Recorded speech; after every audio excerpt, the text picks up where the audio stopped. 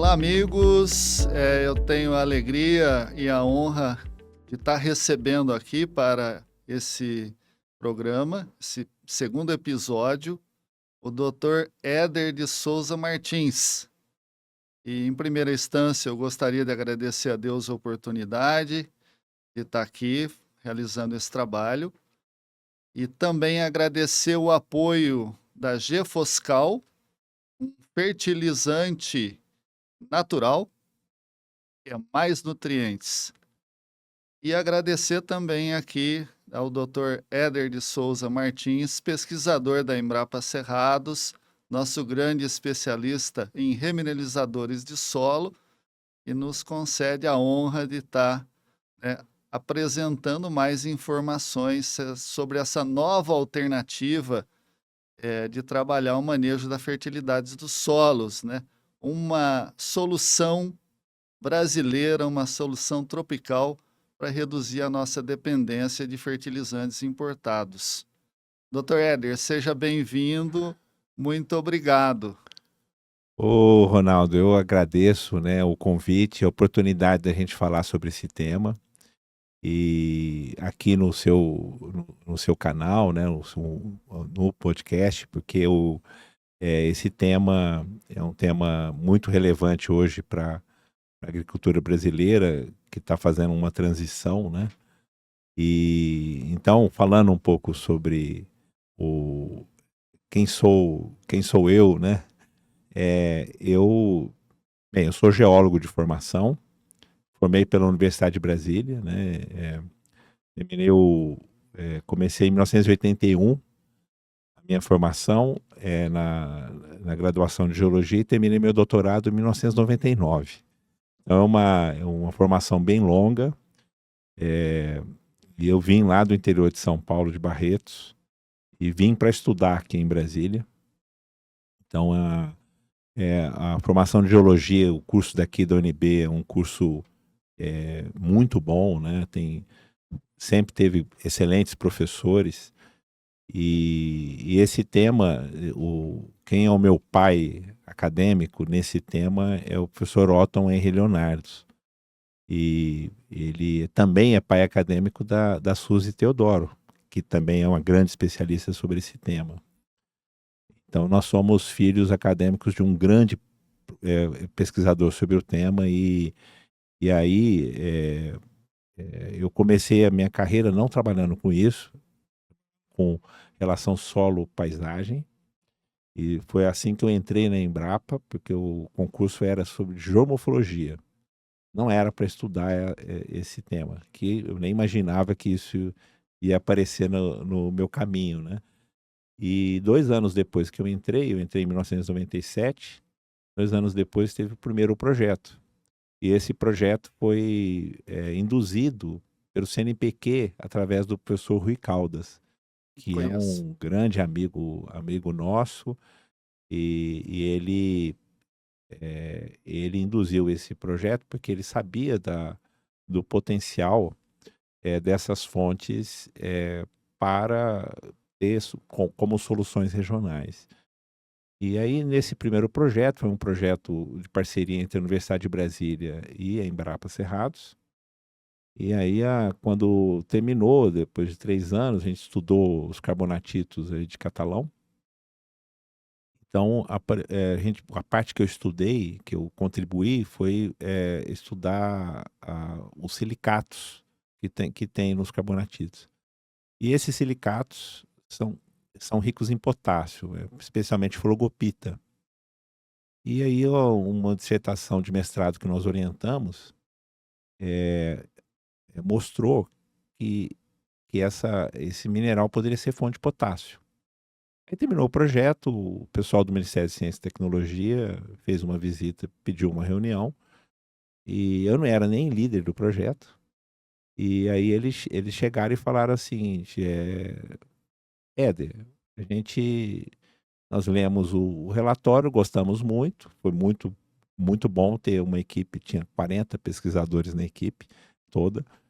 Nós gostamos muito do projeto, no entanto, nos chamou a atenção essa parte que fala das fontes alternativas a potencial fonte de potássio.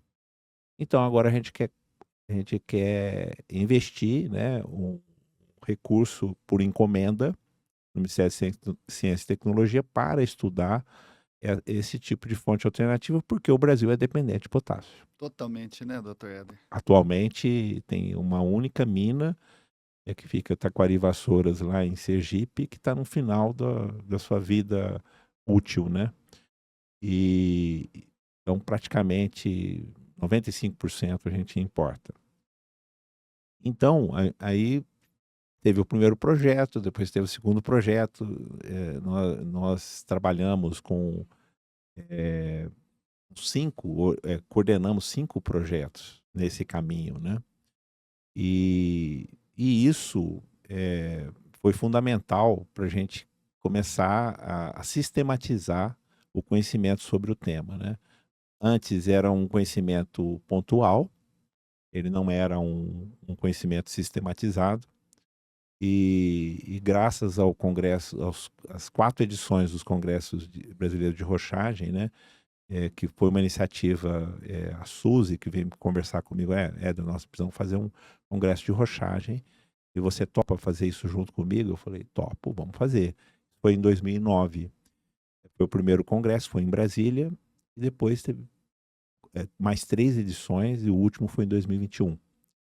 E eles foram fundamentais para a gente chegar na normatização que a gente tem hoje do tema, né? A gente tem um insumo bem definido.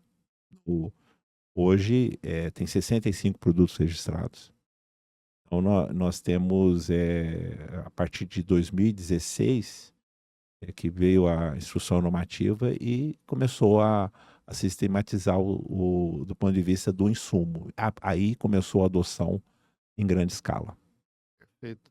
Hoje o Ministério também tem isso normatizado como uma política, né, dos fertilizantes. Você pode esclarecer um pouquinho para nós? Olha, essa também é muito interessante. Antes, durante a década de 1990, teve iniciativas do Plano Nacional de Fertilizantes. E foi importante porque teve a crise, né? Teve a crise de 1998, e essa crise, ela promoveu, né, uma discussão e a criação de um Plano Nacional de Fertilizantes, que durou um tempo. Depois essa crise recrudesceu e voltou a ter uma crise de commodities na época. E aí, mais recentemente, né, a partir de 2022, foi lançado o Plano Nacional de Fertilizantes 2050. Então, esse Plano Nacional de Fertilizantes, ele é um plano de Estado, né? Não é um plano de governo, na realidade, né? Imagina, você tem um prazo, né, de execução desse plano até 2050. E o que foi inovador nesse Plano Nacional de Fertilizantes é que foi incluídas as cadeias emergentes. Então, você tem cadeias emergentes ligadas aos bioinsumos. Isso aí é um tema extremamente importante, né? A questão dos bioinsumos. O Brasil é o país que mais utiliza bioinsumos hoje no planeta, e um incremento incrível a cada ano. A cadeia emergente dos remineralizadores, e a cadeia emergente também da nanotecnologia. Então, e aí foi colocado bem claramente, né, essa questão da cadeia dos remineralizadores, né? Por enquanto ela é uma cadeia emergente. Imagina, foi definido o insumo somente em 2016, né, porque teve a lei 12.890, que foi em 2013, que foi uma lei, ela foi liderada lá no Congresso, no Senado, né? Na época, o senador Rodrigo Hollenberg, né, que foi o Foi que governador conduziu, aqui de o Brasília, que né? foi governador de Brasília e foi senador, né, da República, e ele que conduziu essa lei, né, e foi aprovada e modificou a lei dos fertilizantes, que era datada de 1980. Imagina, foi a primeira vez que houve uma modificação da lei, né? E aí com isso, depois de 3 anos, em 2016, o Ministério da Agricultura normatizou, criou a Instrução Normativa número 5 de 2016, criando efetivamente o insumo, né? Nós temos um marco legal bastante robusto hoje, né? Os países copiam essa legislação, o pessoal utiliza porque ela é muito robusta, porque ela, ao mesmo tempo que ela é bastante rigorosa, ela é bastante prática de você aplicar, né? Então, a partir de 2016, com a instrução normativa, em 2017, nós tivemos 2 produtos registrados no início, e hoje tem 65, né? Agora no início de 2023. Então, mostra como que avançou, Muito né? rápido, né? Eu Extremamente perguntaria para rápido. você, doutor Éder, como que essa guerra entre Rússia e Ucrânia fez acelerar esse processo? Isso aí aconteceu, claro, né? Não só a guerra, mas desde a pandemia, né? Quando aconteceu a pandemia, a gente já percebeu, né? Todo mundo percebeu que ia ter uma crise das commodities, né? Por causa da pandemia, antes de mais nada, né? E depois da pandemia, aí veio na verdade, 2 guerras, né? A guerra lá na Europa, né? E agora a guerra lá na faixa de Gaza, né? Então, essas guerras, elas alteram muito a parte, especialmente ligada aos processos que são globalizados, né? Então, essas commodities que precisam ser transportadas a grandes distâncias, que começa a ter problemas de segurança de transportes. A gente está vendo isso lá, lá na faixa de Gaza, né? Ameaças, né? Várias ameaças. Então, realmente é um problema. Nós, como um país, né, que nós somos um país agrícola, nós temos que pensar nas alternativas que a gente possa resolver dentro das próprias regiões agrícolas, né? Então, por isso que eu valorizo muito a iniciativa do Plano Nacional de Fertilizantes, que considera essas cadeias emergentes, que todas elas são soluções locais e regionais, né? Os insumos, os Administradores. remineralizadores, fertilizantes naturais e também a nanotecnologia, né? Então, assim, a gente precisa fazer isso até por uma questão de autonomia nossa como país, né? A gente diminuir Dependência, essa né? dependência, né? Então, é uma necessidade de um país que, para ele ser soberano do ponto de vista é, econômico, social, né? E produtivo. Até a segurança alimentar, né, doutor Éder? Olha, isso é fundamental, né? Você imagina a gente não ter alternativa para essas commodities de fertilizantes, as commodities que são os defensivos, né, que são usados no manejo de pragas e doenças. A gente tem que pensar nessas alternativas que são produzidas localmente e regionalmente, né? Então, então tem muita coisa para acontecer, né? A gente tem um potencial hoje no país, né? Pelos estudos que tem 2 instituições muito importantes que fazem estudos integrados atualmente nesse tema, que é a Embrapa e o Serviço Geológico do Brasil, né? Que é a antiga CPRM, né? Hoje é Serviço Geológico. E ela é ligada ao Ministério de Minas e Energia? É ligado ao Ministério de Minas e Perfeito. Energia e o Serviço Geológico do Brasil, ele é uma referência mundial. Ele, nessa questão de todos os recursos ligados à geologia, que aliás o Brasil também é um país minerador, né? Então, a gente tem que integrar realmente esses 2 setores, né? O setor da produção dessas matérias-primas minerais com o setor agrícola que gera, que produz alimento, né?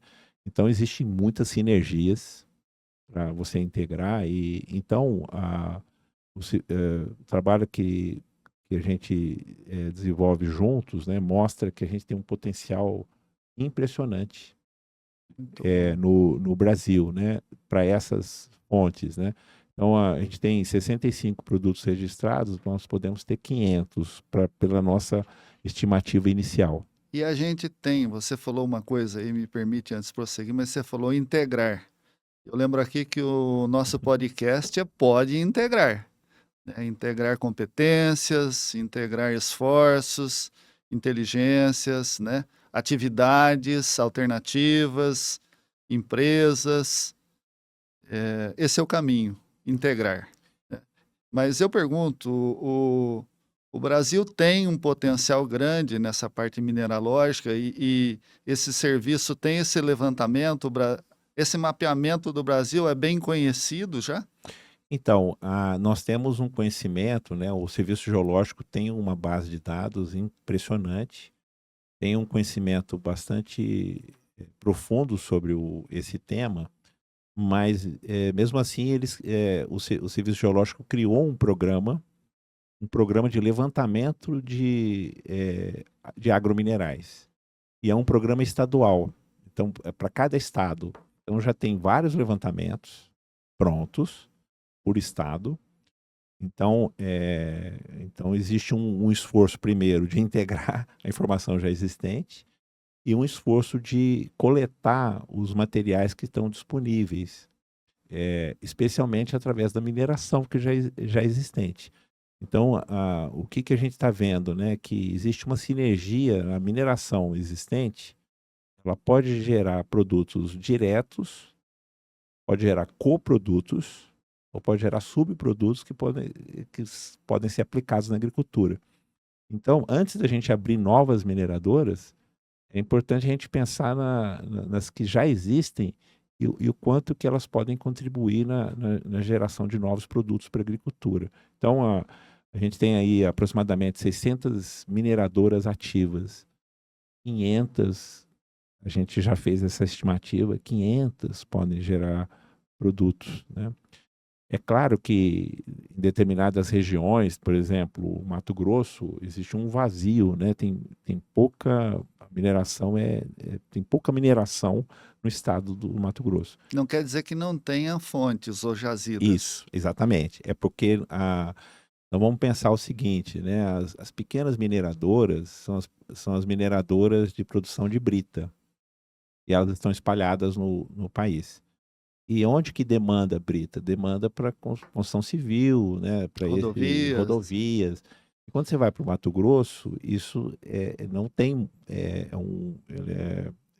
a parte de infraestrutura do Mato Grosso, todo mundo sabe disso, né? O Mato Grosso é deficitário em infraestrutura.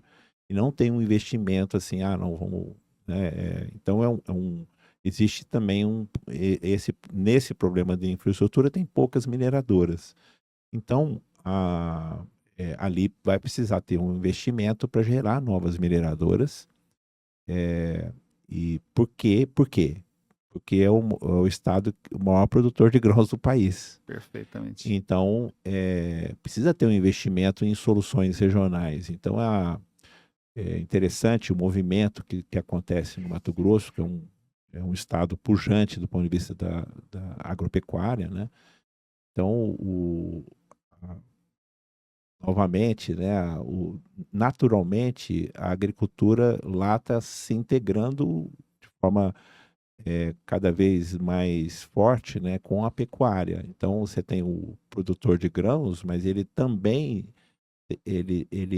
faz confinamentos, né, de gado. É a nossa famosa integração, né? A Lavoura-pecuária, famosa, lavoura-pecuária-floresta. na realidade, na situação nossa, a integração é a principal saída, né, do ponto de vista de manejo, porque um país que é tropical, como o nosso, que tem sol o ano todo, e que tem uma distribuição de chuvas que é invejável para outros países que são agrícolas, né? A gente tem que obrigatoriamente manter o solo coberto, vivo e fazendo fotossíntese todo o tempo. Então, os sistemas integrados é, é a saída realmente pensando como sistemas de manejo, que eles como solução para desenvolvimento sustentável, porque quando você deixa o solo descoberto, sem uma planta lá de serviço, né? E agora, de preferência, integrando com os animais, né? Você tem realmente o potencial de você aumentar a produtividade, não só da agricultura, como da própria pecuária. Então, isso está acontecendo de forma bastante relevante no Mato Grosso, e aí você gera uma quantidade muito grande de fontes orgânicas. E a gente aproveita muito mal essas fontes orgânicas dos confinamentos. Nós ainda não sabemos utilizar elas de uma forma adequada. Então, na realidade, é uma grande oportunidade, né? Você diz assim no sentido de poder produzir fertilizantes organominerais utilizando inclusive os remineralizadores de solo. Exatamente. Qual é a questão? A primeira questão é que quando você produz dessa forma e concentra os animais em alguns períodos do ano, né, que você faz aqueles semi-confinamentos ou confinamentos durante um período da seca, né, que isso é muito comum no Cerrado, você tem, na realidade, você concentra os nutrientes que você tirou da paisagem, né, e Perfeito. concentrou num local onde está o esterco e a urina. Agora, você tem que você tem que circular isso, você tem que voltar esses nutrientes novamente para a paisagem agrícola. Perfeito. Então, a melhor forma é você integrar com fontes regionais, E você minerais. enriquece, então, esse produto organomineral, esse fertilizante, e volta ele para o solo fazendo essa ciclagem. Exatamente. E aí tem uma questão muito relevante, é qual é um dos nutrientes que são muito importantes, são muito caros para produzir e que tem uma grande limitação, é o nitrogênio. Então, quando ele é processado pelo animal e é gerado o esterco e a urina, você tem ali uma quantidade grande de nitrogênio. Só que ele é perdido por volatilização, normalmente. Então, o que acontece, né? Qual é a lógica? É você usar alguma estratégia para você reter esse nitrogênio. Então, um dos exemplos, né, que é bastante simples e ao mesmo tempo bastante eficiente, é você forrar o piso, né, do confinamento com remineralizador. Quando você faz isso, e ainda tem alguns adicionais que você pode colocar, por exemplo, você pode colocar gesso. É um insumo que a gente usa bastante na agricultura. Quando você coloca o remineralizador mais o gesso, aí tem uma forma de fazer isso, você tem condição de guardar o nitrogênio em vez de perder ele para a atmosfera. E posso, Dr. Éder, também colocar fonte de fósforos parcialmente solúveis ou solúvel em ácido cítrico, que são naturais também disponíveis aqui no Brasil? Claro, o Brasil ele tem uma ele não é totalmente autônomo em relação ao fósforo, né? A gente importa, mas praticamente metade do fósforo que a gente utiliza vem do próprio país, né? E tem muitas jazidas pequenas de fosfato natural, de origem sedimentar.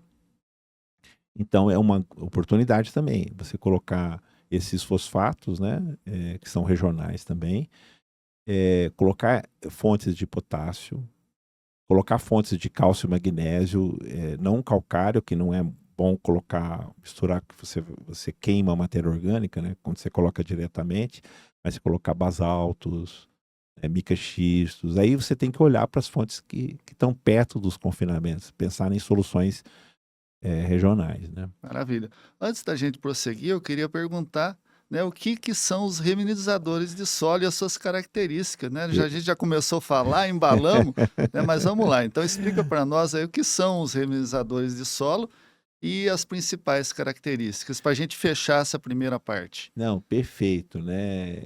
A gente falou de várias coisas e não fez a definição, né? O remineralizador de solo, na realidade, ele é derivado de uma rocha silicática, então rica em silício. Dentre as fontes que a gente usa na agricultura, é a mais abundante, porque as rochas silicáticas dão origem aos solos que a gente utiliza para a agricultura.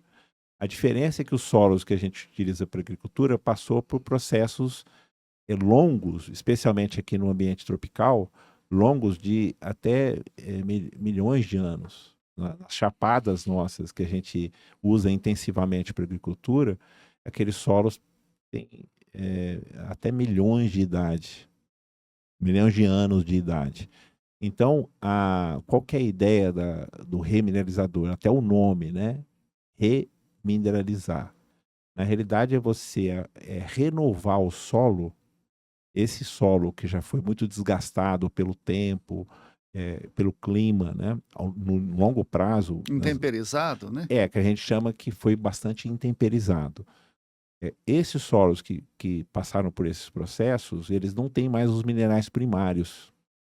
Então, quando você escolhe, usando os critérios que tem na normativa brasileira, né, escolhe as rochas silicáticas adequadas, ricas em bases, você vai colocar minerais primários no solo e eles vão reiniciar o processo de intemperismo. Maravilha. Então, e aí vai fornecendo para as plantas à medida que elas precisam. Aí, como tem essa questão da velocidade, né? Quando você usa apenas fontes solúveis, você tem um desbalanço na disponibilidade e em todos os períodos do movimento das plantas. Então, a ideia, né, do remineralizador é tentar sincronizar, não só o remineralizador, mas a ideia é tentar sincronizar a disponibilidade de nutriente com a demanda da planta. Então, mas antes disso, o que é importante, né? Os remineralizadores, eles não só fornecem nutrientes, ele tem, na realidade, 3 funções iniciais, né? Tem várias outras, mas 3 que são fundamentais.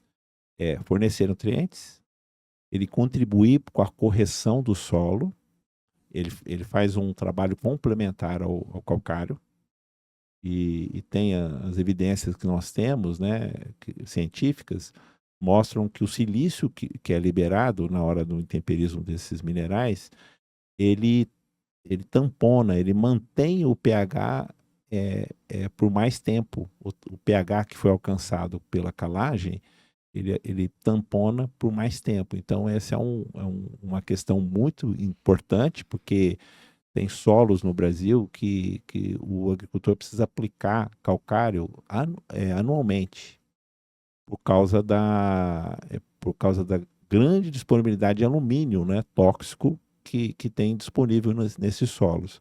Muito bom. Olha, se me permite, né, nós vamos falar mais dessas vantagens dos remineralizadores na segunda parte. Então, se você está gostando, né, a gente vem aí com mais informações, a gente vai dar uma paradinha. Lembrando que esse trabalho aqui nosso, ele é apoiado pela Gefoscal, né, um fertilizante mineral misto natural, mais nutrientes. Então agora a gente faz uma pausazinha e volta daqui a pouco com mais informações. Dr. Éder de Souza Martins, da Embrapa Cerrados, falando de remineralizadores. Você sabia que a chave para colheitas abundantes está no cuidado nutricional das plantas? Com décadas de experiência e um compromisso inabalável com a agricultura brasileira, estamos aqui para apoiar você, produtor. Com um projeto de expansão contínua, realizamos mais que um salto em números, um salto em nossa capacidade de contribuir de maneira substancial para a agricultura nacional. E é nesse espírito de parceria e dedicação que apresentamos nosso produto, o fertilizante Gefoscal. Eficiência máxima no aproveitamento de nutrientes com distribuição uniforme e fonte de silício. Nosso compromisso é transformar potencial em prosperidade. Escolha Gefoscal e impulsione suas colheitas. Olá, pessoal, dando continuidade aqui ao nosso trabalho sobre remineralizadores de solo com o Dr. Éder de Souza Martins da Embrapa Cerrados. Dr. Éder, você estava falando dos benefícios do uso dos remineralizadores, falando dos silícios, silicatos. Então, eu gostaria de saber, o nosso público quer saber como que isso funciona, que benefícios que traz, quais os usos, primeiramente, dos remineralizadores e os benefícios que pode trazer para a nossa agricultura tropical sustentável. É ótimo. Essa pergunta ela é fundamental porque no conceito de remineralizador, ele passa apenas por o processo de cominuição. O que é cominuição? É a diminuição do tamanho de partícula. Na realidade, é britagem e moagem de Mais rocha. fino, fica mais fino. Moer mais, fica mais fino. Fica mais fino, porque aumenta a superfície do grão de contato com o solo e com a solução do solo, da água e das próprias plantas, né? Então, esse é o objetivo de moer a rocha para isso. E aí né? ela vai liberando, então, os nutrientes. Exatamente. Aí tem o que acontece?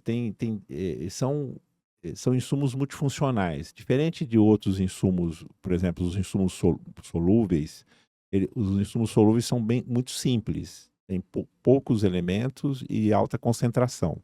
E geralmente altamente solúvel. E pode perder, então, no solo. Os que são solúveis, eles podem perder de 3 formas. Pode perder por lixiviação, por volatilização, que é o caso do nitrogênio, por lixiviação, no caso do potássio, e por fixação, no caso do fósforo. Então, a eficiência do uso dessas fontes solúveis, que a gente é dependente da importação, ela é baixa por esses motivos, por causa desse tipo de perda potencial que tem dessas fontes. Aí acontece exatamente o contrário com essas fontes de baixa solubilidade, que é o caso dos remineralizadores. Então, e eles são multifuncionais, porque você vai analisar a composição dessas fontes, você vai encontrar praticamente todos os elementos da tabela periódica. Eles vão estar em concentração mais baixa. Por outro lado, ele pertence a um processo natural, que é a transformação desses minerais em solo. Então, na realidade, nós estamos reiniciando o processo de formação de solo. Interessante. Que é a questão da aplicação desses minerais primários, ricos em base. Por isso que a gente disse que está regenerando. Por isso que a gente está falando que está regenerando. Então, você imagina, passou milhões de anos, desenvolveu um determinado solo. Agora a gente vem, tem uma intervenção humana que você vai lá e aplica esses minerais e ele começa a ser formado novamente. Então, esse é um tipo de intervenção, de gerar um novo solo, é algo que os nossos antepassados já fizeram. Por exemplo, a terra preta de índio é um exemplo de um solo feito por humanos que são extremamente férteis, O pessoal fala que esses solos foram criados há mais de 5.000 anos atrás, e até hoje eles são extremamente férteis. E são mais saudáveis também? São mais saudáveis, porque ele tem equilíbrio dos nutrientes, eles têm, do ponto de vista biológico, são extremamente ativos e extremamente biodiversos, E eles são resilientes, porque imagina, passou por todo esse tempo, não foi perdido os nutrientes, e quando você planta lá, esses solos são extremamente responsivos, para a produção agrícola. Então, é esse conceito que a gente tem no processo que a gente pode falar de reconstrução do solo, de renovação do solo, regeneração do solo e, no final, remineralização do solo, né? Então, esses produtos multifuncionais, ele tem 3 efeitos iniciais importantes. Fornecer nutrientes, o outro, contribuir com a correção do solo, e o outro, gerar novas fases minerais, que vai impactar onde? Na capacidade de troca de cátions, na CTC. Porque os nossos solos, se você for computar a CTC derivada dos minerais que tem naturais do solo, é muito baixa. Nossos solos são muito pobres em CTC, em capacidade de troca de cátions de origem mineral.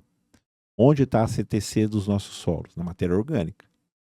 Por isso que solos tropicais é muito importante você preservar e aumentar a matéria orgânica para Por você... isso você falou na parte anterior que é importante ter o solo coberto, né, com plantas Claro, de serviço, palhada, plantio direto, isso. integração. Eu posso dizer que a CTC, ela é o armazém de fertilizantes e a caixa d'água do solo? Sim, nós temos que lembrar que tem 2 tipos de reservatório de nutrientes no solo. Tem um reservatório de cátions, que é a CTC, Certo. e tem um reservatório de ânions, que é a CTA, capacidade de troca de ânions. Olha que interessante, pouca gente fala disso, mas os solos tropicais têm um grande reservatório de ânions. Ele tem uma capacidade de guardar ânions muito boa. Você pode dar um exemplo? Por exemplo, a questão da gessagem. Você usar gesso agrícola. Quando o Brasil começou a testar e estudar isso, os gringos que são do clima temperado, eles falaram: vocês são loucos, vocês vão poluir o solo, vai causar um maior impacto ambiental usar gesso. Por quê? Porque isso é verdade lá no clima temperado. Se você Perfeito. colocar gesso, o gesso vai embora, ele não fica no solo.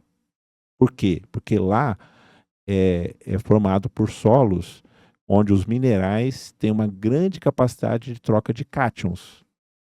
Então, o que acontece? As cargas do solo são negativas. E o que é o sulfato? O sulfato é um ânion, ele tem carga negativa. Então, carga negativa da superfície do solo, carga negativa do ânion, o ânion vai passar direto, ele não vai se associar à superfície do solo. Muito diferente do que acontece no Brasil. Quando você aplica o gesso, ele vai percolar o perfil e vai grudar nas cargas positivas, que são ricas no nosso solo. Então, esse é o grande sucesso da gessagem.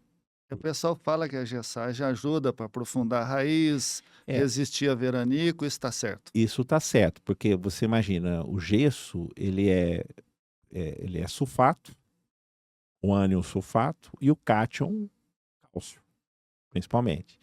Então, o que acontece? Quando você leva o enxofre em profundidade, ele gruda na superfície dos minerais, né? Ele se associa, né, a esse reservatório que é grande, ele leva o cálcio junto.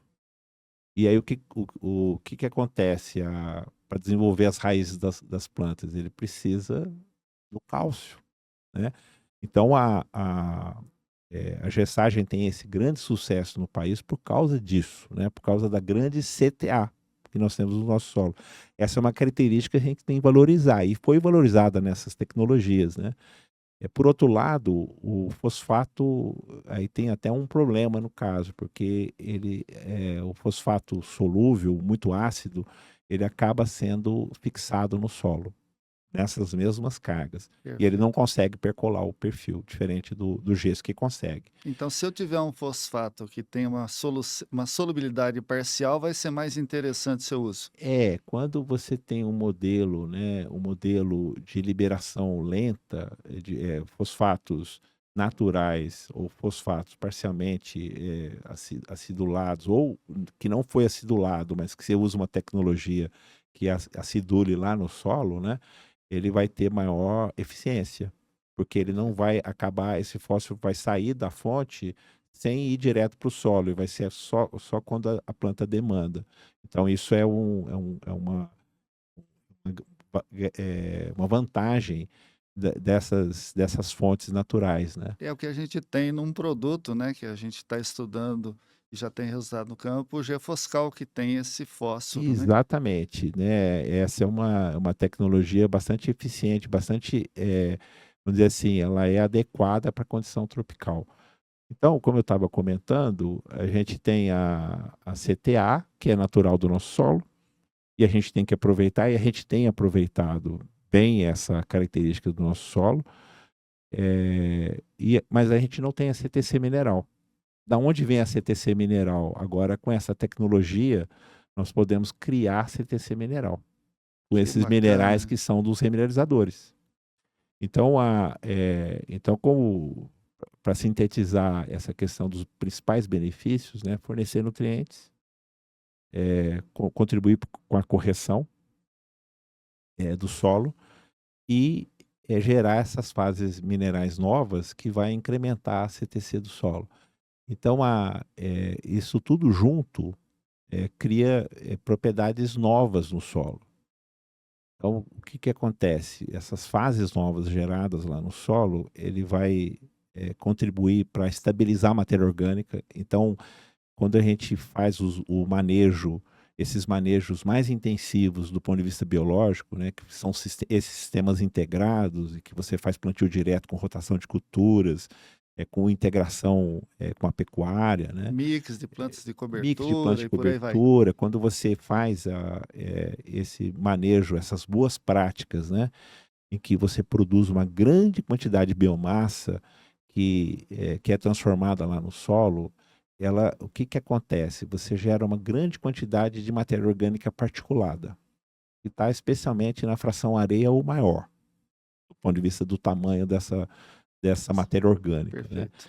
E na realidade, essa matéria orgânica é lábil. Se ela não tiver ambiente para ser guardada, que é exatamente os minerais. E os nossos solos naturais, eles têm pequeno potencial para guardar esse carbono orgânico, né? Quando você coloca o remineralizador, você incrementa isso. E aí você tem condição de estabilizar uma matéria orgânica e, inclusive, além de estabilizar, que isso é uma das questões hoje que são muito importantes, né? Como é que você estabiliza a matéria orgânica em solo tropical? Além disso, você tem um efeito também ligado à CTC, porque o mineral gera a carga negativa atrai, né, as substâncias úmicas, né, que vai se associar a essa superfície. Tudo isso está ligado aos processos microbiológicos também, né? Não é somente químico. Então, um processo bioquímico ligado aos micro-organismos que transformam a matéria orgânica. E aí, o que acontece? Quando você liga essa matéria orgânica mais evoluída à superfície desses minerais novos que foram gerados a partir dos remineralizadores, você cria mais carga negativa. Que maravilha. Então aumenta a caixa d'água e o armazém de fertilizantes. Exatamente. E aumenta a resiliência em Aumenta a intempéries, estresse. Outra coisa que gera, tudo é propriedade emergente. Então você imagina, o remineralizador é um mineral.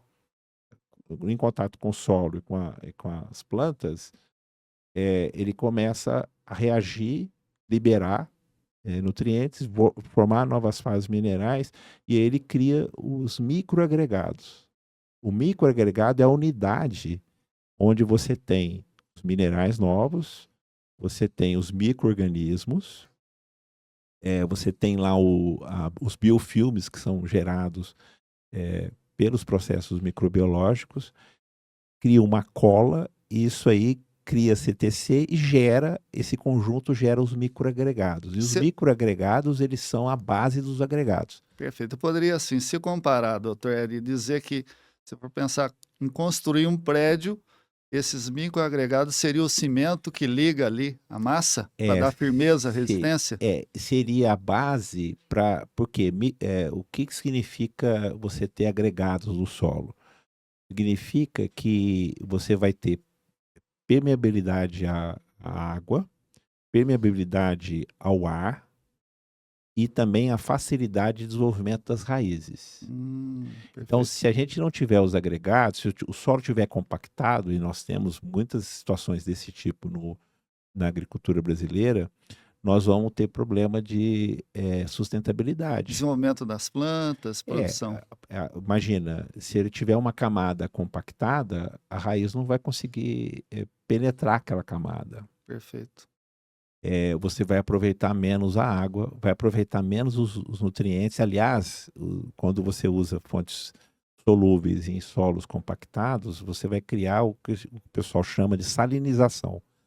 Vai ter excesso de sais nessa camada e isso vai criar um problema para o desenvolvimento das raízes também, que é um problema químico, né? Imagina você colocar uma quantidade de sal muito elevada, a raiz da planta não consegue viver num lugar Se dele. a gente salgar muito a comida, a gente não consegue Não consumir. consegue consumir, exatamente. A mesma coisa acontece com as plantas. Então, a gente precisa de ter essa característica física muito boa do solo. Então, essa tecnologia da remineralização, ela contribui para a geração desses agregados, né? Então, ela precisa, e novamente, né, não é mágico isso. O que acontece? Você tem que ter ação biológica. Então, para a gente ter o intemperismo dos minerais, nós precisamos da ação biológica promovido por quem? Pelas raízes das plantas que a gente cultiva. Se o solo estiver compactado, a remineralização não vai conseguir ser eficiente. Perfeito. Então a gente tem que ter um conjunto de práticas para que esses insumos, essas soluções regionais sejam eficientes.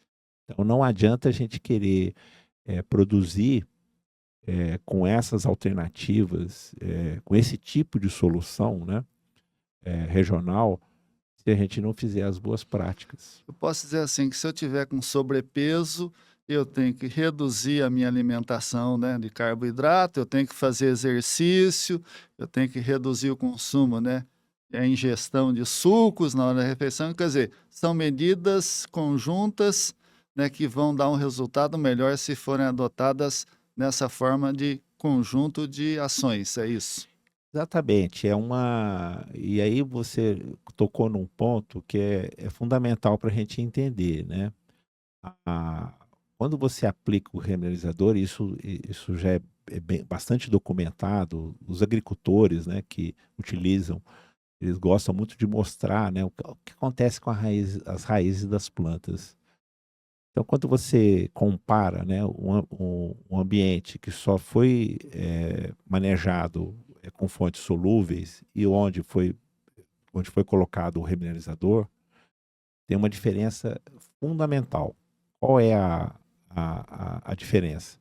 É quando você coloca o remineralizador, você estimula a planta a desenvolver mais raízes. E a raiz é a boca da planta. Exatamente. Então, você imagina que a gente tem que pensar nas estratégias, inclusive, de melhoramento genético das culturas. Porque, originalmente e até hoje, quando você pensa no melhoramento genético de grãos, de praticamente todas as culturas, qual é a base do ponto de vista de manejo da fertilidade do ambiente onde está sendo feito o melhoramento? O pessoal coloca o máximo de fertilidade possível, usando fontes apenas solúveis. Perfeito. Então, o que acontece ao longo do tempo? Você diminui a expressão das raízes das plantas. Então, as raízes ficam com aproveitam um volume menor de solo.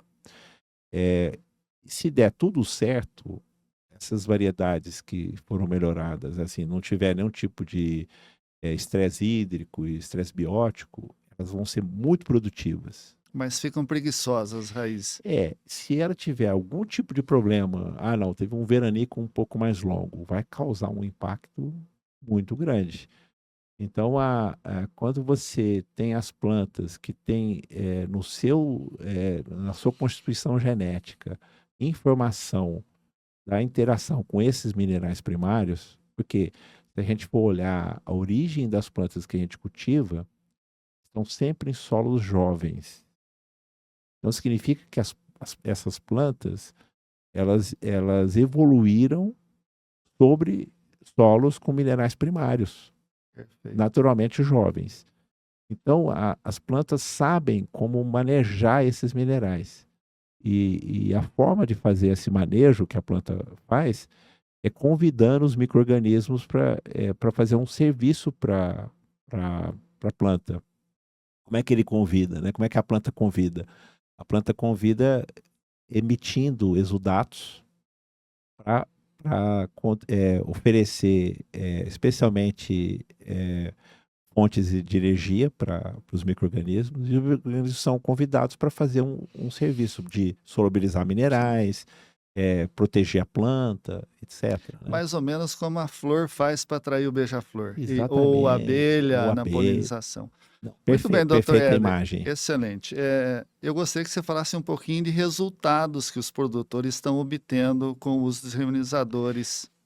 Então, como eu falei, o pressuposto da eficiência dessas fontes no manejo é a parte do funcionamento biológico. Então, eu preciso ter um bom funcionamento biológico para ele funcionar. Então, para a gente entender isso, a gente tem que explicar que tem essas fontes de origem silicática. Nós temos pelo menos 5 grupos: aqueles que são ricos em cálcio, os que são ricos em cálcio e magnésio, os que são ricos em potássio, os que são ricos em magnésio, e tem o quinto grupo que é ricos em cálcio, magnésio e potássio.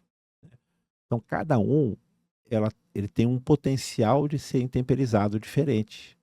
Então, por exemplo, os que são muito ricos em cálcio, muito ricos em magnésio, eles, por exemplo, têm um poder de neutralização superior do que os outros. Tem alguns que têm muito potássio, mas pode ser que tenham um potássio de liberação muito lenta. Tem alguns que têm menos potássio, mas pode ser que tenha minerais de liberação mais rápida. Então, cada mineral que compõe o remineralizador tem um comportamento distinto, e isso é muito importante para a questão da eficiência. Então, esse é um primeiro fator importante. O segundo é as boas práticas. E aí, quais são os resultados? Então, primeira coisa, né, os agricultores que utilizam, eles não fizeram primeiro uma substituição. Os que fizeram da forma correta e que hoje praticamente são independentes de fontes solúveis, ele fez um processo de transição. Então, essa agricultura nova que a gente está fazendo atualmente no ambiente tropical, ela tem que fazer um processo de transição para ela poder ser eficiente. Então, quando você usa, por exemplo, grandes quantidades de defensivo, você diminui a atividade biológica do teu sistema. Quando você usa uma quantidade muito grande de fertilizantes, você também diminui a atividade biológica. Então, hoje o pessoal tem um conceito que está sendo muito divulgado, né? Que é a saúde única. Perfeito. Então, a Primavera, a nossa grande pesquisadora, né? A Primavera, ela falava isso: ó, se o solo for saudável, eu vou ter plantas saudáveis e vou ter humanos saudáveis, animais saudáveis. E o homem junto. Como também nessa linha toda, né? Se for o contrário também, eu vou causar doenças, né? Doença no solo, doença na planta, doença nos animais e doença nos humanos. Eu Então, posso dizer assim que quando eu penso no uso dos reminizadores, eu vou nutrir o solo para nutrir as plantas, para nutrir as pessoas. Perfeito. Olha, você usou exatamente esse conceito que é importante. A gente tanto é que é remineralizador de solo. Não é uma coisa que é direta com a planta, né? Ele passa por todos esses processos que a gente conversou antes, lá no solo. Então, é isso. Você está nutrindo o solo, e nutrindo o quê? Os micro-organismos do solo. Você tá criando esses mecanismos para guardar nutrientes, para guardar matéria orgânica. É o que hoje vocês na pesquisa, a doutora Ieda e outros pesquisadores Sim, da Embrapa, universidade, estão dizendo de microbioma, quer dizer, sim, esse ambiente de raiz, micro-organismo, matéria orgânica. exatamente. Até pouco tempo, nós não sabíamos qual era a biodiversidade microbiológica dos nossos solos, né? Com o advento de ferramentas, atualmente a gente consegue descrever qual é a diversidade, realmente a diversidade microbiológica. Mostra, né, quanto mais práticas, boas práticas e mais o uso desses insumos, bioinsumos e esses insumos de baixa solubilidade, você aumenta e incrementa a biodiversidade do solo, né? E melhora tudo, melhora a qualidade do solo e a qualidade de todo o processo que vem depois. Hoje a gente remete isso como a saúde do solo. Esse é o conceito atual. E os produtores que estão usando, estão colhendo bem? Não, então, aí é exatamente isso. Tendo todas as condições que a gente falou, muitas vezes ele tem alguns tipos de problema que ele tem que ir corrigir para ele poder fazer a transição correta e aumentar a eficiência de uso dessas fontes. Então, eu tenho vários exemplos. Não é só da cabeça dos pesquisadores, na realidade, hoje tem uma realidade onde tem agricultores que usam esses insumos e a integração desses insumos regionais, não só minerais como orgânicos, promovendo eficiência agronômica. Então, antes falava assim, não, ele vai produzir menos. Não, mas hoje já tem condições de você aumentar consideravelmente a produtividade, manter as produtividades e diminuir custo, Que que é maravilha. uma das questões que os riscos da agricultura já são muito grandes, né? Com a As questão margens apertadas, né? cada vez mais apertado. Então, se você diminuir a dependência de insumos importados, não quer dizer acabar com os insumos importados. Isso não faz nenhum sentido para a agricultura. A gente vai continuar usando as fontes solúveis, elas são muito importantes. Agora, a gente tem que aumentar a eficiência delas. Perfeito. Doutor Eder, a conversa está tão boa, o tempo voa, né? Quando a gente está fazendo um papo gostoso assim, descontraído. Mas a gente vai dar mais uma paradinha, né? Lembrando que esse trabalho é apoiado pela Gefoscal, que é um fertilizante, né, que ajuda a atividade biológica do solo, né? Então, no estudo que você está falando, ele auxilia nessa atividade biológica e todos esses benefícios que traz aí da matéria orgânica, da CTC e por aí vai. A gente vai fazer mais uma paradinha e a gente retorna daqui a pouco. Então, continuem com a gente. Você sabia que a chave para colheitas abundantes está no cuidado nutricional das plantas? Com décadas de experiência e um compromisso inabalável com a agricultura brasileira, estamos aqui para apoiar você, produtor. Com um projeto de expansão contínua, realizamos mais que um salto em números, um salto em nossa capacidade de contribuir de maneira substancial para a agricultura nacional. E é nesse espírito de parceria e dedicação que apresentamos nosso produto, o fertilizante Gefoscal. Eficiência máxima no aproveitamento de nutrientes com distribuição uniforme e fonte de silício. Nosso compromisso é transformar potencial em prosperidade. Escolha Gefoscal e impulsione suas colheitas. Pessoal, dando continuidade ao nosso bate-papo aqui com o Dr. Éder de Souza Martins, da Embrapa Cerrados, nosso grande especialista de reminizadores de solo. Dr. Éder, eu gostaria que você abordasse um pouquinho, né? Nós já falamos inicialmente o que seria agricultura regenerativa, essa agricultura sustentável, né? Você falasse um pouquinho sobre o que como que a gente está vendo, quais são os conceitos, né, os princípios, os fundamentos dessa agricultura e também como que o nosso agricultor pode adotar isso, os nossos colegas que querem aprender mais. Lembrando que esse trabalho nosso, né, tem o apoio da Gefoscal, que é um fertilizante com aproveitamento sem igual. Ótimo, essa é na realidade nós temos que transformar esse tipo de tecnologia de uso pleno, né? Então, em vez de ter 65 produtos, nós temos que ter 500 produtos e todo mundo utilizando de forma adequada esses insumos. Então, isso faz parte de um processo que na agricultura tropical o pessoal começou a perceber desde o início da Revolução Verde. Primeiro, né, essa questão que a gente já comentou bastante aqui, a necessidade de ter o solo sempre vivo e sempre fazendo fotossíntese. Então, tem até um conceito que é importante a gente reforçar aqui, que é também chamado de agricultura sempre verde. O que é agricultura sempre verde? Até que em referência a uma evolução da Revolução Verde, né?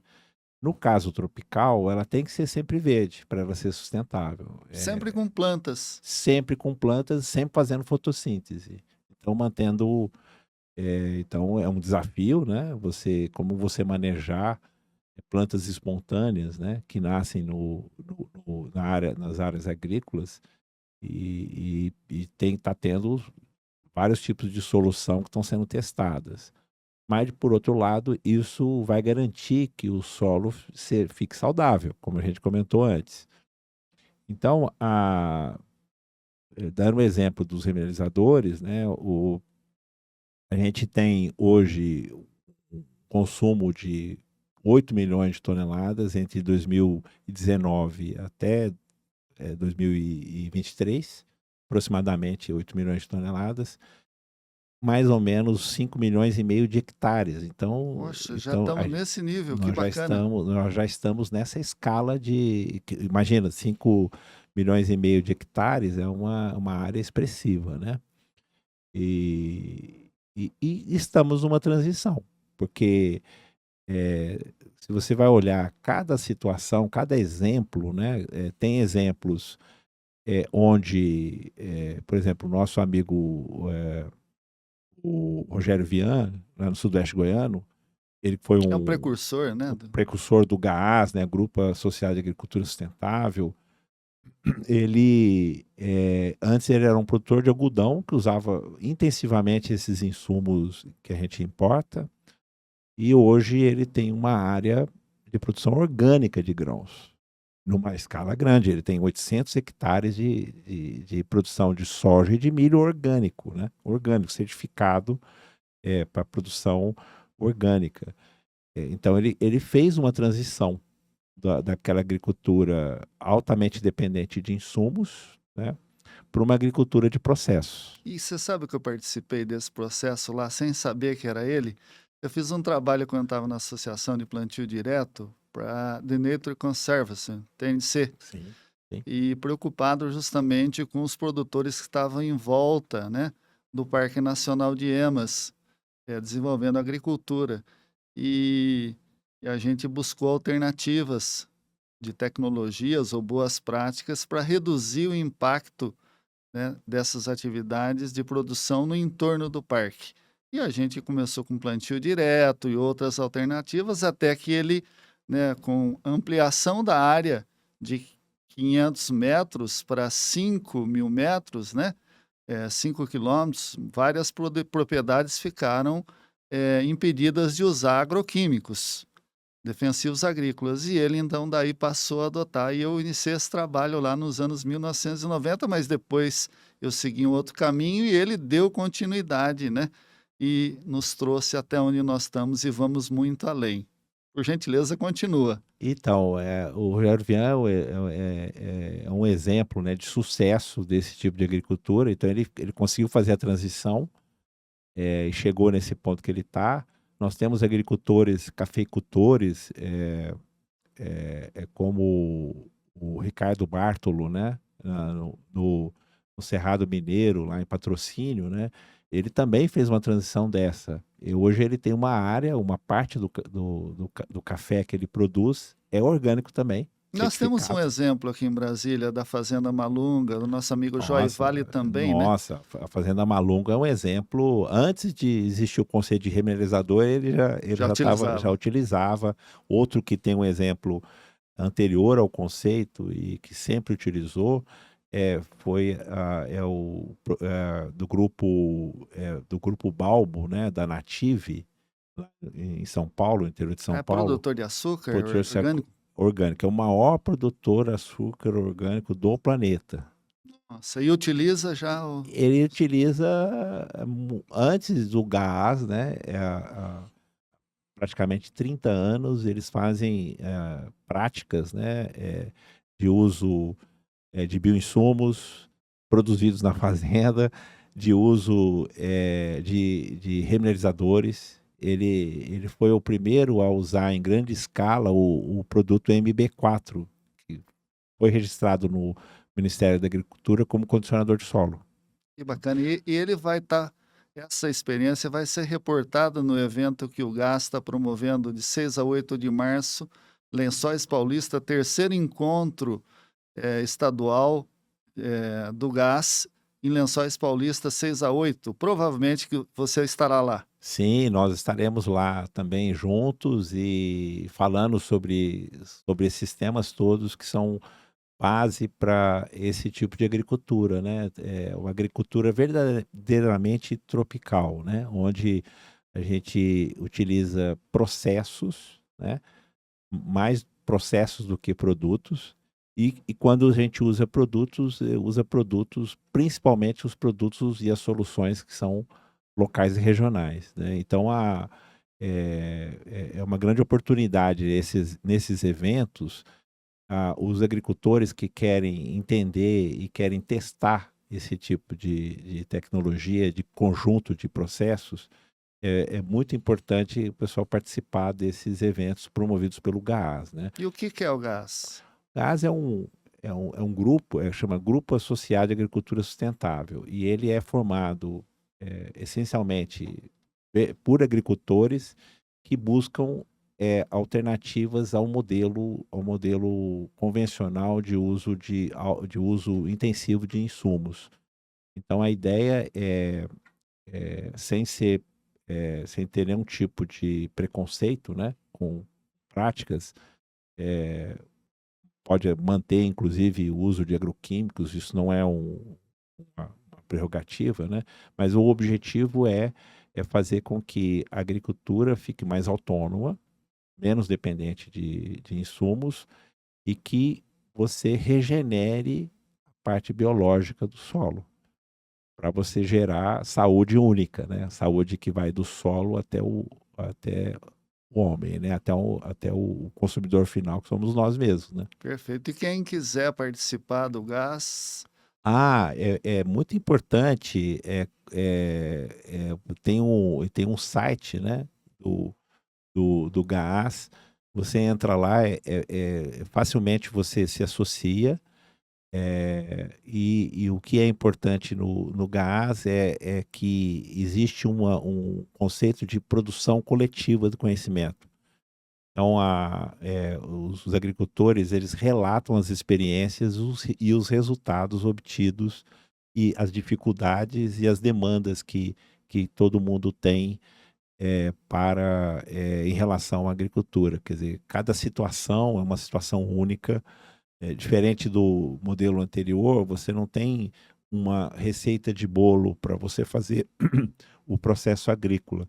Na realidade, cada situação ela tem as suas peculiaridades e que devem ser respeitadas para você promover esse processo de agricultura que seja sustentável, verdadeiramente sustentável. E quem, o produtor que quiser adotar, o que você aconselha?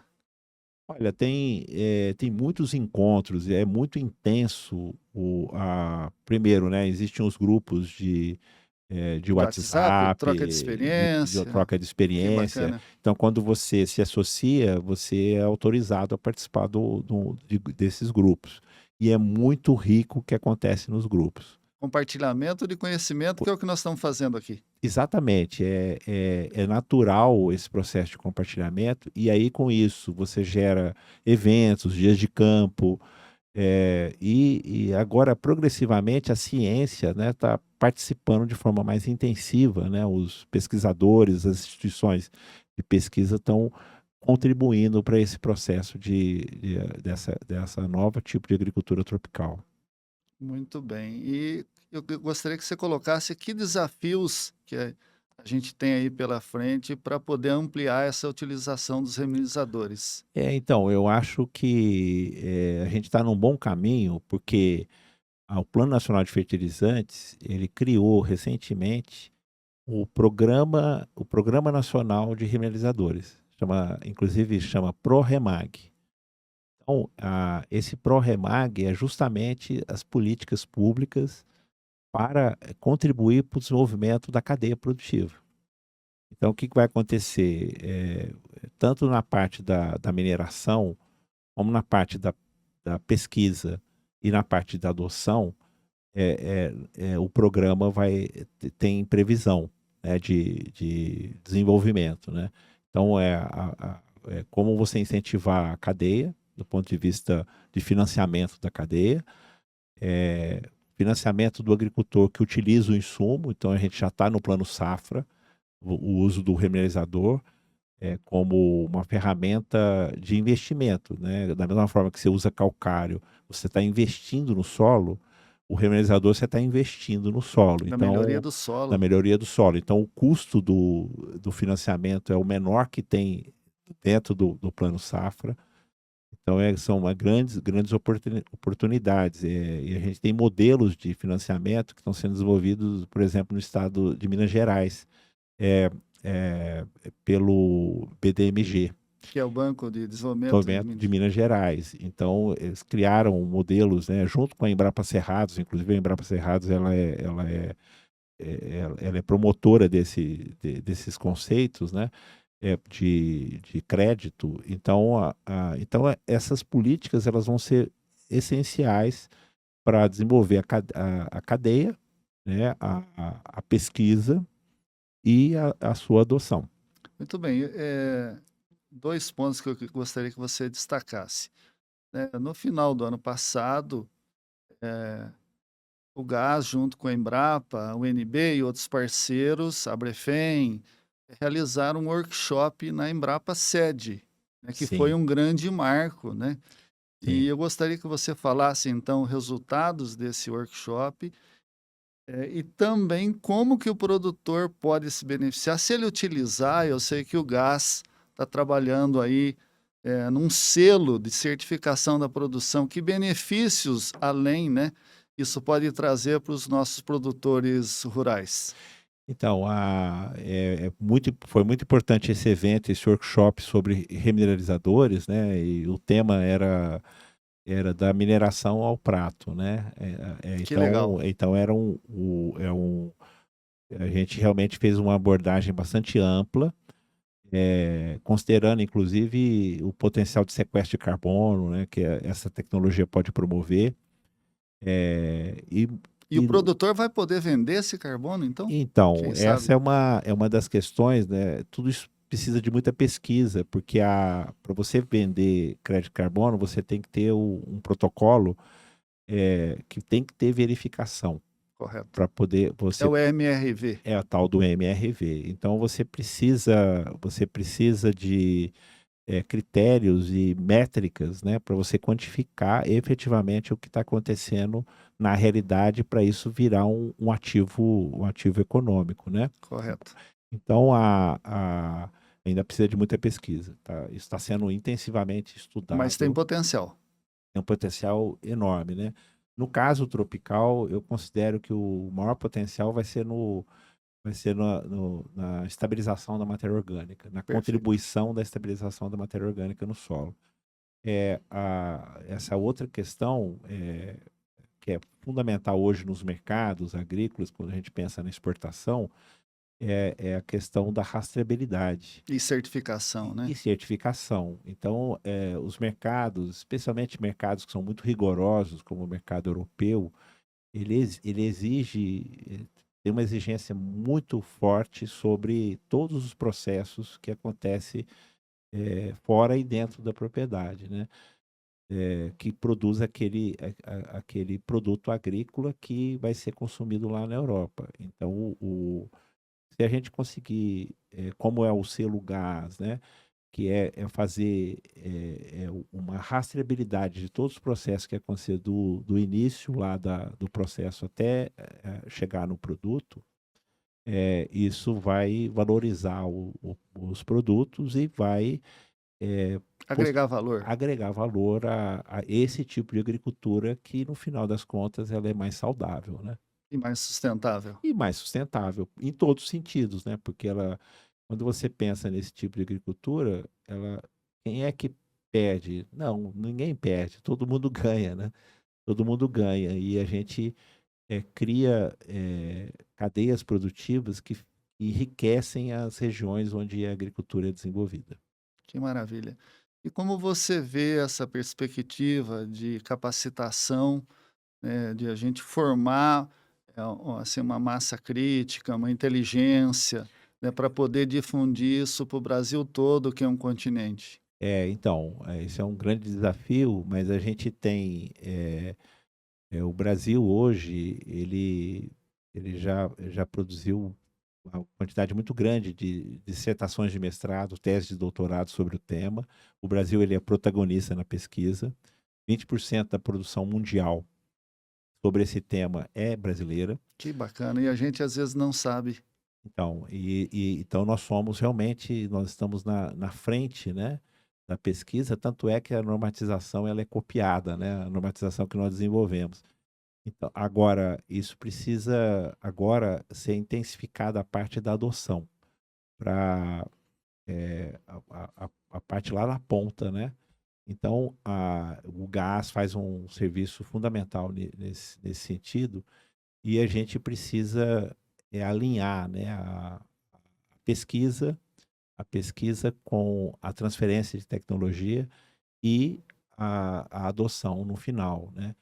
Então, isso tem vários cursos que estão sendo oferecidos, a participar do GAS, tem os cursos que o GAS fornece, tem os eventos que ele desenvolve, e sempre é uma oportunidade, né? E uma prerrogativa que o GAS sempre fala para aquele que quer iniciar, fala assim, ó, não faz a área toda, começa com um pedaço pequeno, faz um teste, vê o que acontece, porque os fatores são tantos que é muito importante que o agricultor entenda o que está acontecendo quando ele usa qualquer tipo de prática dessa de uso de insumos e de processos locais e regionais, né? Então, essa é uma estratégia bastante segura, né, para o agricultor começar e fazer o processo até ele conseguir fazer a transição, os vários exemplos, né? A melhor forma de mostrar que isso funciona é mostrar os exemplos que são de sucesso. Perfeito. É visitar um produtor, né, que já esteja fazendo com sucesso e, como você bem disse, se associar ao gás, participar dos eventos, ler, né? Isso. Isso. Pode procurar a Embrapa. A Embrapa está à disposição. A Embrapa Cerrados, que foi pioneira dentro da Embrapa em desenvolver esse tema, está à disposição. O Serviço Geológico está à disposição. Então, assim, procurar as instituições de pesquisa, procurar as instituições de transferência de tecnologia que em cada região já desenvolve bastante o uso desses insumos, né, o manejo com esses insumos, e fazer isso junto com os próprios agricultores, o agricultor com o agricultor, que a linguagem ela é mais direta e a comunicação acontece de forma mais efetiva. Muito bem. Eu fui informado que o gás também já está buscando participar de feiras, né, agropecuárias inclusive da Feira Agrobrasília, que é realizada em maio. Você tem essa informação? Como você Sim. enxerga isso? Olha, o GAS está fazendo vai fazer algo revolucionário do ponto de vista de comunicar como que é esse tipo de agricultura no Brasil atualmente. Então, vai ser, eu não vou dar um spoiler, mas eu vou dizer que vai ter um trajeto no local onde o GAS vai apresentar essas tecnologias para mostrar para todos os participantes, né, agricultor ou não agricultor, né, que for visitar a feira, para conhecer como que é possível fazer uma agricultura sustentável.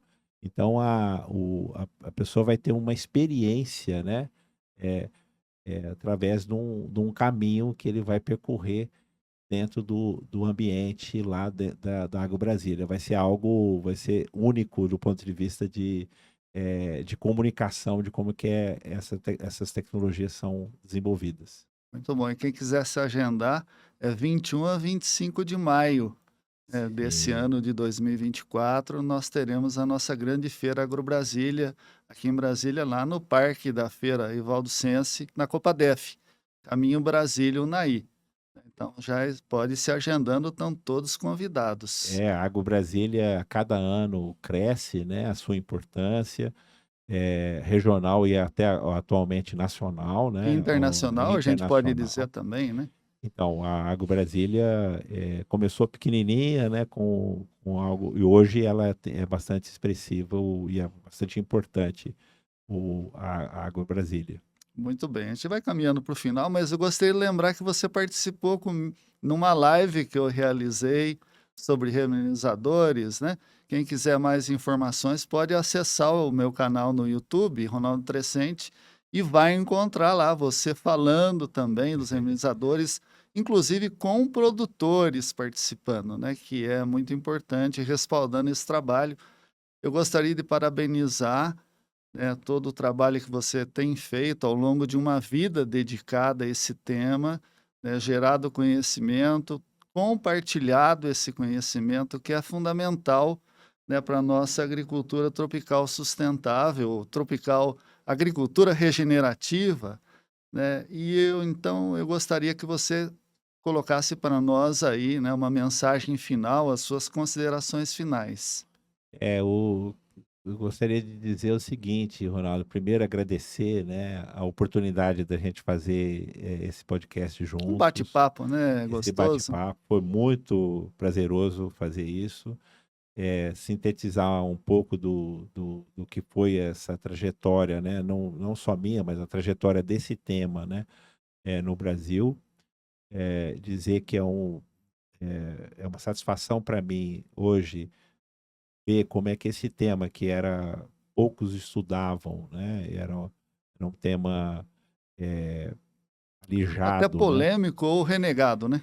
até renegado durante muito tempo, e hoje você tem a agricultura utilizando, né, houve uma mudança considerável, e eu fico satisfeito que ainda durante a minha vida profissional a gente consiga ver isso. Então, eu só tenho que agradecer e, e parabenizar o seu trabalho, Ronaldo, de comunicação tão importante que para a agricultura brasileira, né? Parabéns pelo seu trabalho.